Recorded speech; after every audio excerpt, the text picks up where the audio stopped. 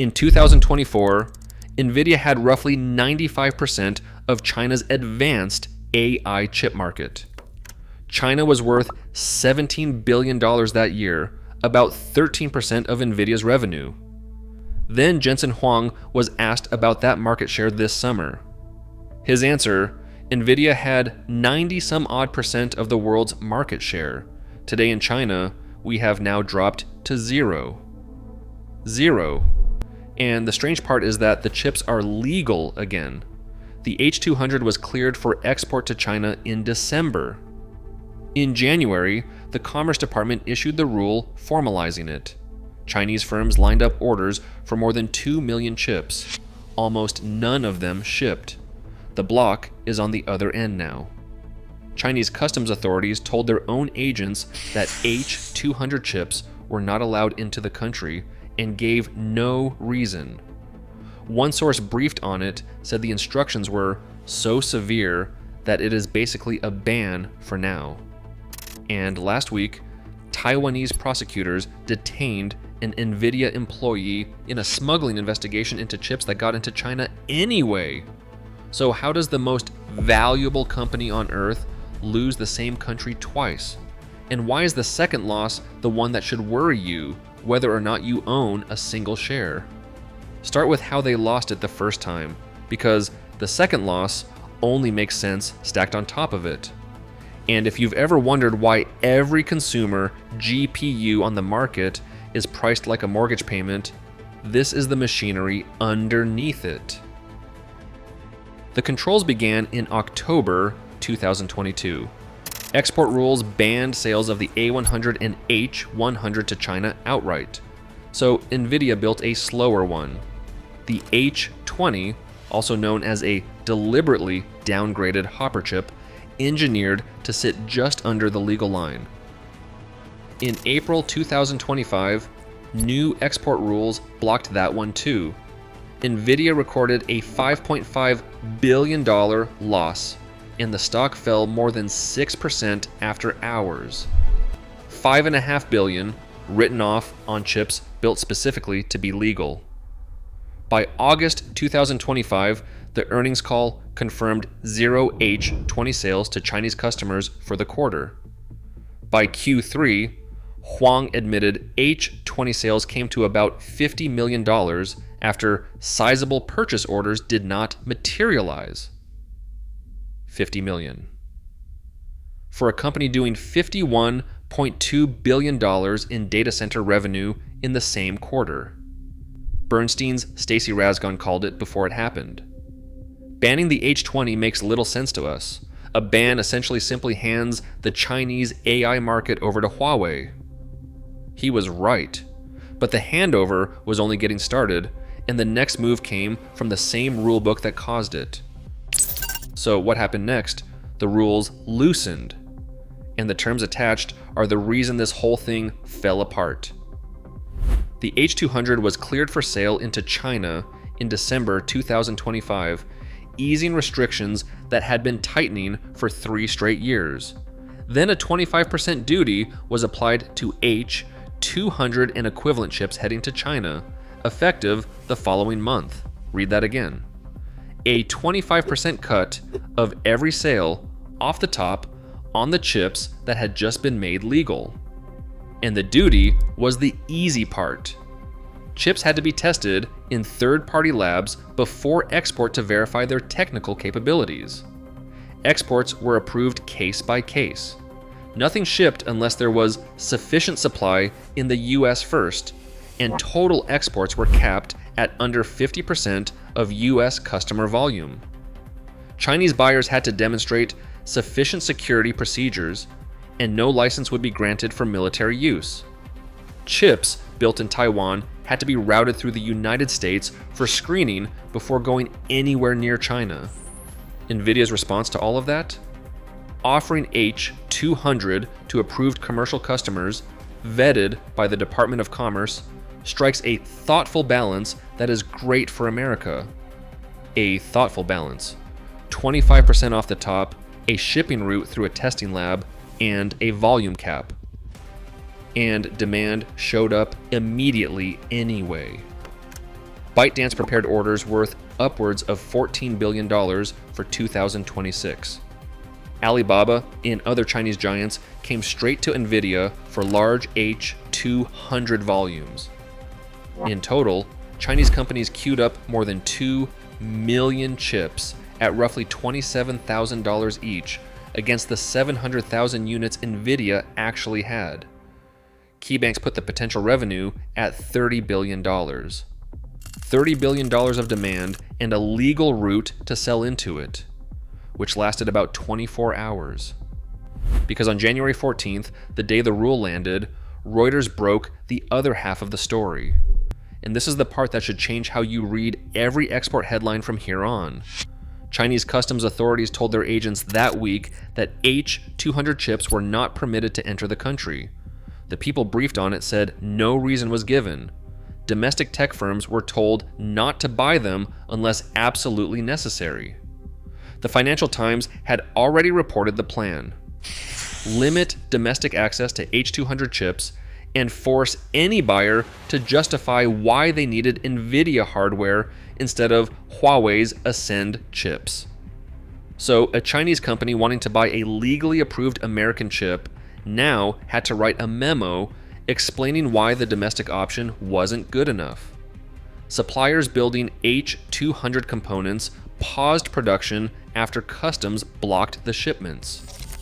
The RTX 5090 DV2 was reportedly banned as well, while Huang was physically in the country, while he was still in town. Infotech's Scott Bickley read the signal clearly enough. He took it as Beijing indicating they don't need US chips at scale for AI development. To be fair, that's an analyst reading tea leaves. The problem is what happened over the following 6 months, which read exactly the same way. Anyway, 6 months on, how many of those 2 million chips actually made it? The number is worse than the blockade headline suggested. At GTC in March, Huang confirmed Nvidia had purchase orders from Chinese hyperscalers for more than 400,000 H200 units. None had been delivered, not delayed, none.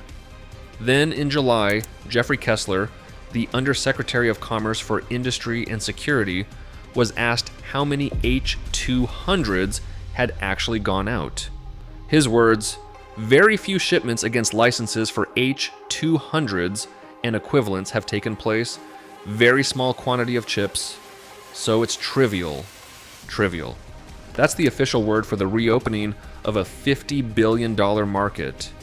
Nvidia has earned no revenue from H200 sales in China and has not included a single dollar of China data center sales in its forward guidance.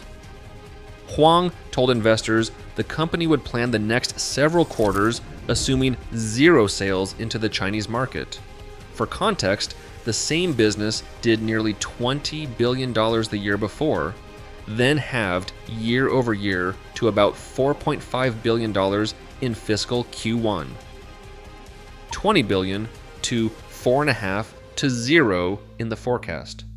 Huang's line on it, "You're not talking to someone who woke up a loser." Sure. But while he was saying that, the company Bernstein warned about 3 years ago was busy building the replacement. So who filled the hole? Huawei, mostly. And the speed of it is why this loss may not be reversible. China's domestic chip self-sufficiency hit 28% in the fourth quarter of 2025, up from 16% a year earlier, 16 to 28 in 12 months. Huawei's Ascend line shipped 812,000 units, roughly half of all domestic shipments and about 20% of the total Chinese market. TrendForce expects domestic chips to reach around 50% of the market by shipment volume this year. Keep in mind, that's by volume, not revenue. Chinese chips sell for less, so the revenue share sits well below the shipment share. Granted, it still means the installed base is flipping underneath Nvidia while its own chips sit in a customs warehouse. Huawei published the roadmap too, Ascend 950 in 2026, then successors running through 2028. Executive Xu Jijun said, "We will follow a 1-year release cycle and double compute with each release." Omdia's He Hui summarized the mood in one sentence. China now believes in its own self-sufficiency and supply capabilities. Analysts now put the Ascend 950 series roughly level with the H200, which is to say, level with the exact chip that keeps getting turned around at the border. But domestic supply only explains the chips going in the front. There's a second route, and it just put an Nvidia employee in a detention cell, because while the legal shipments stalled at 0, the illegal ones didn't. And this is where the story stops being about paperwork and starts being about people getting arrested. An indictment unsealed in March showed Supermicro employees allegedly diverting Nvidia AI chips to China in breach of export controls. Prosecutors say 3 men sold servers carrying controlled Nvidia chips into China through a Southeast Asian company, generating $2.5 billion in revenue for Supermicro. One of the men arrested, surnamed Liao, is a US citizen. Singapore police seized a bungalow worth more than $40 million in connected fraud investigations.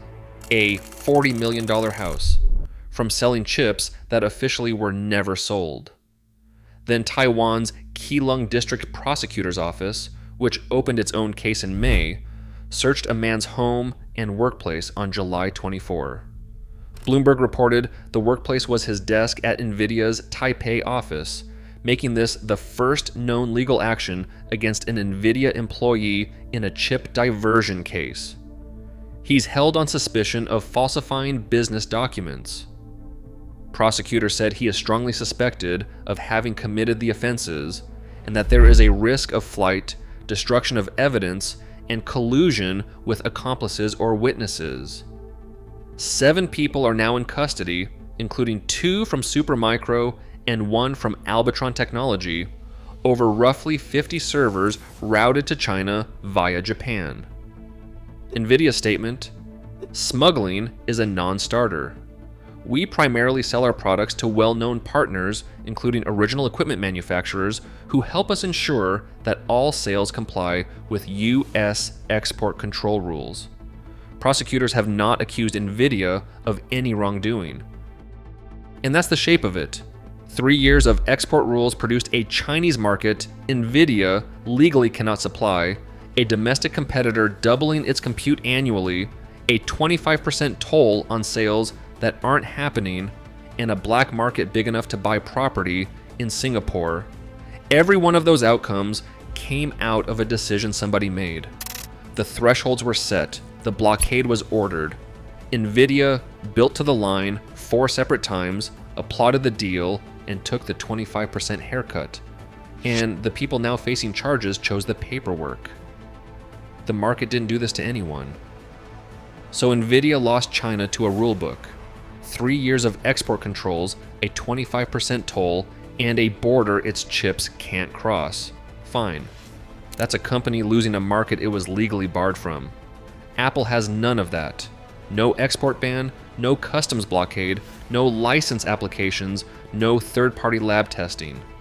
Tim Cook is welcome in China, spent 2 decades building the supply chain there, and gets to sell whatever he wants. He's losing anyway. India was supposed to be the escape hatch, and in 2024, it accounted for 14% of iPhone production. 14%, after nearly a decade of trying. So I made a video breaking down exactly how Huawei and Vivo took the market back, what Cook's India plan actually costs, and why the company with no political problem in China is in worse shape than the one that got banned. Go watch that next, and I'll see you guys in the next video.